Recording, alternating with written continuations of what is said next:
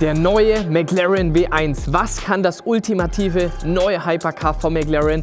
Kommt das Fahrzeug hier in die Sammlung? Und vor allem, was ist mit unserem McLaren P1 passiert? Darüber werden wir im heutigen Video sprechen. Von daher, wir legen los.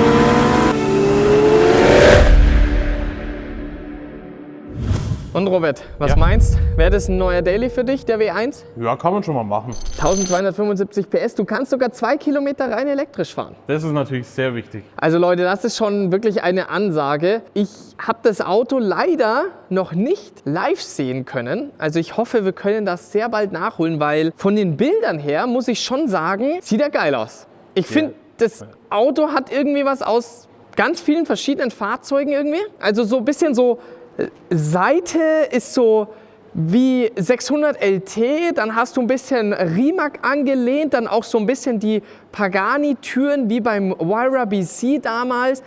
Also das ist schon ein geiles Teil, aber ich weiß noch nicht, ob der W1, sage ich mal, diesen Legendenstatus erreichen wird zum F1 sowieso nicht. Damals 1992 ging es ja los mit dem McLaren F1 und dann 2012 kam der P1 und ich glaube auch, es ist jetzt zu frisch, das Ganze zu sagen, aber trotzdem denke ich, dass der W1 diesen Legendenstatus wie der P1, glaube ich, nicht erreichen wird. Ja, aber es ist auch schwer. Es ist schwierig, weil der P1 ist einfach vom Design her, da kommt eigentlich fast nichts anderes hin. Ja, das ist schon also crazy. Damals ja LaFerrari und 918 Spider, das waren ja die 3 Hypercars 2012 damals. Also ich bin mal gespannt, was Ferrari und ob Porsche da auch so ein bisschen nachziehen wird jetzt. Eine neue Ära zum W1, dass du da wirklich die Konkurrenz wieder hast. Aber ich finde persönlich jetzt von den Bildern her gesehen, ist P1 designtechnisch unbeschreiblich, weil es ist so elegant, es ist so bullig und da muss man sich immer wieder im Klaren sein, das Fahrzeug damals hatte schon 916 PS. Dann bist du bei knapp unter 1400 Kilo. Ich glaube, der W1 liegt bei 1399 Kilo, ist 4 Kilo schwerer als der P1. Also das ist schon extrem brutal, wenn man auch mal überlegt, der Elektroantriebsstrang beim W1 wiegt gerade mal 20 Kilo. Also das ist extrem leicht. Wir haben ja schon eine Leistung beim V8, der schöne 4 Liter V8, komplett neu entwickelt bei McLaren, leistet ja jetzt schon 926 PS. Wir hatten eine Gesamtleistung beim P1 von 916 PS in Verbindung von Verbrenner und Elektropower. Und jetzt haben wir 1275 PS, über 1300 Newtonmeter. Also das sind halt natürlich nochmal Leistungswerte, nochmal ganz anderes Niveau zum P1. Ich meine, allein wenn man überlegt, wir sind von 0 auf 300 in gerade einmal 12,7 Sekunden im Vergleich. Der McLaren P1 liegt bei 16,5 Sekunden. Also das sind schon Werte, das ist schon brutal. Auch 0 auf 200, 5,8 Sekunden. Und ich meine generell, Downforce-mäßig, ja, muss man auch mal darüber sprechen. 350 Kilo Abtrieb vorne und 650 Kilo Abtrieb hinten bedeutet, im Idealfall haben wir natürlich einen Abtrieb von 1 Tonne. Und das natürlich dankend inspiriert an den F1 GTR Longtail. Hat nämlich auch was hier mit dem Kollegen zu tun. Und zwar hier LT, wofür Longtail steht, was natürlich hier auch nochmal diesen größeren Heckflügel hat, der sich entsprechend aktiv bewegt. Ja. Und da ist es natürlich so, beim W1, der fährt sich nochmal deutlich weiter aus. Also das sieht auf dem Video extrem faszinierend aus. Also ich glaube, vom Fahren her, Leute, wird das eine ultimative Waffe. Ich meine für mich ja auch hier 675 LT, 675 PS. Für mich weiterhin einer der geilsten Autos. Ja. Also das Fahrzeug ist weiterhin noch so underrated und ich kann es immer und immer wieder nur sagen. Für denjenigen, der den Fahrspaß sucht, der Bock hat, auf der Rennstrecke zu ballern, der aber auch entspannt unterwegs sein will, der einen geilen Sound haben will. 675 LT. Es kommt nichts hin. Und für denjenigen, der sagt, hey, ich möchte auch ein paar geile Pässe fahren damit, ja, und ich möchte die Sonne genießen, ich möchte nach Italien fahren, Südfrankreich, der geht hier zu den Kollegen. Und zwar hier schön 675 LT Spider, den haben wir in Vulcano Red damals konfiguriert. Es ist für mich weiterhin mein Favoritenauto. Wenn es darum geht, um Roadtrips, um geile Strecken zu fahren, um in Italien unterwegs zu sein, einfach um wirklich schön die Alpenstraßen geil genießen zu können, ist es definitiv der hier. Und vor allem ein Riesenvorteil, wenn wir uns das mal anschauen, ist nämlich hier der Kollege hier vorne. Wir haben hier einen richtig schönen Kofferraum und das ist einfach dieses Thema, was mir hier mit dem neuen GT3 RS aber mal sowas von auf den Zeiger geht, weil du einfach 0,0 Platz hast. Und hier kannst du wirklich tiefenentspannt fahren, kannst mit deinen 8 Litern fahren. Also diese beiden McLaren-Modelle sind für mich ultimativ, wobei man ja wirklich sagen muss, begonnen hat es bei uns hier mit McLaren, mit dem Mercedes McLaren SLR 722, limitiert auf 150 Stück. Und da ging es dann natürlich weiter auf dem McLaren SLR Stirling Moss, limitiert auf nur 75 Stück. Das sind diese zwei ultimativen Legenden und das ist genau das Thema, Leute, wo ich mir die Frage stelle, der neue McLaren W1 ist auf 399 Stück limitiert. Das ist etwas mehr wie beim McLaren P1, denn da sind es nur 375 Stück gewesen.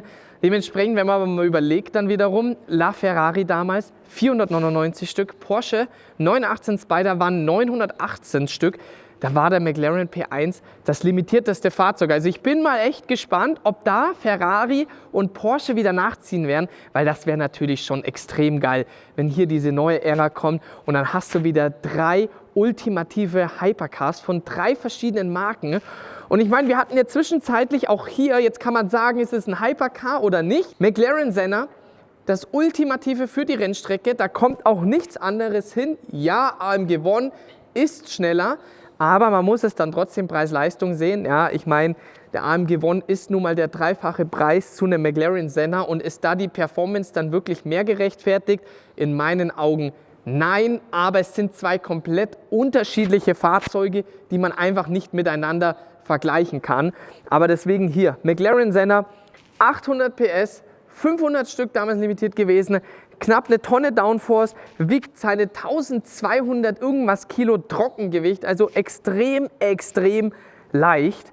Und ja, das Ganze war jetzt auf 500 Stück limitiert. Und wenn wir mal hier weiter drüben schauen. Ja, Leute, eine Frage, die ich fast jeden Tag von euch auf Instagram erhalte und auch immer mal wieder bei YouTube unter den Kommentaren lese. Hier steht normalerweise der McLaren P1 neben dem McLaren Senna. Jetzt allerdings ist er ein bisschen gewachsen. Jetzt steht gerade der 4x4 da. Ja, Robert, was hast du denn schon wieder angestellt? Ich habe Ja? damit nichts zu tun. Sollen wir da irgendwie mal ein Update dazu geben? Ja, wir müssen ja die Leute informieren, was los ist, oder? Das Problem ist, Leute, wir hätten euch ja schon so gerne früher ein Update gegeben und würde euch gerne hier und jetzt ein komplettes Update dazu geben, aber leider kann ich das zum aktuellen Zeitpunkt noch nicht. Ich hoffe, wir können euch da bald ein Update geben und können euch dann auch voll da dabei mitnehmen. Aber die wichtigste Frage vorab, ist der McLaren P1 verkauft? Robert, Ja. hast wieder Lotto gespielt oder was? Ja, schön wär's. Schön wär's. Also Leute,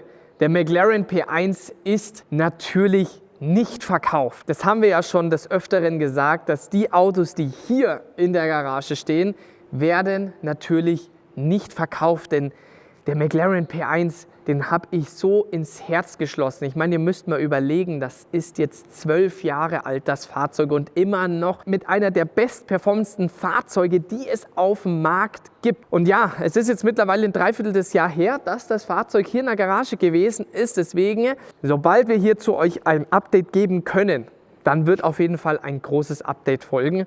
Und ich glaube, jetzt noch eine wichtige Frage ist natürlich, Leute, McLaren W1, soll dieses Fahrzeug hier in die Sammlung kommen? Gehen wir mal davon aus, der P1 kommt wieder zurück. Jetzt stellt euch mal vor, Senna P1, okay, es kommt natürlich darauf an, welche Farbe wir für den W1 nehmen würden. Ich bin, Stand jetzt, noch extrem unschlüssig, ob dieses Fahrzeug hier in die Garage kommen soll, denn preislich ist das natürlich eine richtige Ansage. Es ist das Doppelte zum McLaren P1 und da stelle ich mir die große Frage, ist hierbei wirklich die Exklusivität gegeben? Ja?